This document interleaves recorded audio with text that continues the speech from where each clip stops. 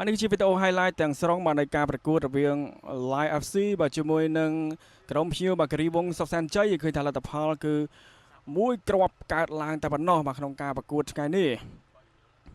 ឱកាសដំបូងបាទកន្លែងនេះការលើកមកបាទ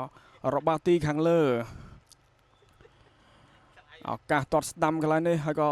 បាទថែមពីគឹមចុងហូជួយបានពីទូចម៉ាន់ណាន់សាយថ្មីបាទកន្លែងនេះហើយបាទក្របបាល់កាត់ឡើងពីការបញ្ជូនរបស់ Lakin Lembu បាទហើយក៏បាទហូយជីវរៈទាត់ស្ដាំស្អាតណាស់កន្លែងនេះបាទបញ្ចូលទីតែម្ដងបាទគឺ1-0ពីការទាត់បាទនាទីទី11ពីហូយសុភិរៈទាត់បញ្ចូលទីបានយ៉ាងល្អឱកាសកន្លែងនេះបាទក៏ទាត់ឆ្វេងពីហាក់វុធីបាទជួយបានពីទូចម៉ាណាន់ឱកាសកន្លែងក៏តែថែមហើយក៏បាទជួយបានពីទូចម៉ាណាន់សាយថ្មីបាទកន្លែងនេះបញ្ជូនឲ្យលេសង្ពៅទះឆ្វេងស្រាល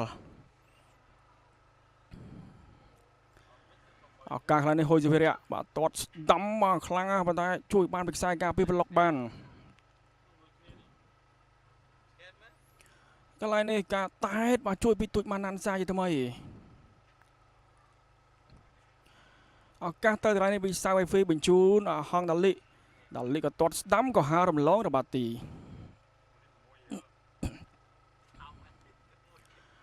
បាទកន្លែងនេះការបញ្ជូនចាស់មកហូយសុភិរៈបាទទាត់ឆ្វេងក៏ហើររំលងរបស់ទីដូចគ្នា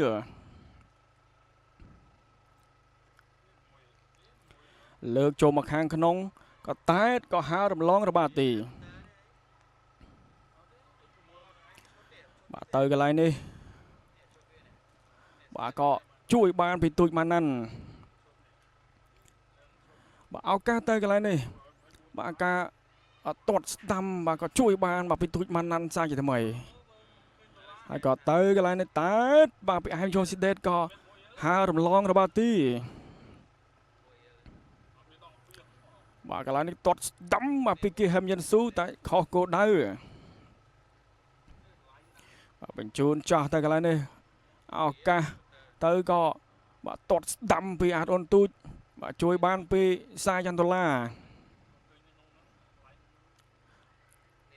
គឹមហៃយិនស៊ូកន្លែងនេះបញ្ជូនហើយក៏ទាត់ស្ដាំជួយបានពីទូចម៉ាណាន់សាយថ្មីបញ្ចប់ការប្រកួតជាផ្លូវការយើងឃើញថាការីវងសុខសាន្តជ័យយកឈ្នះ Live FC 1-0 ប្រិយមិត្តជនជាទីមេត្រីសូមអរគុណចំពោះការតាមដានរបស់លោកអ្នកពេលនេះខ្ញុំបាទយុនសិលីក៏ដូចជាក្រុមការងារនៃការផ្សាយផ្ទាល់ក៏សូមអរគុណនិងសូមគោរព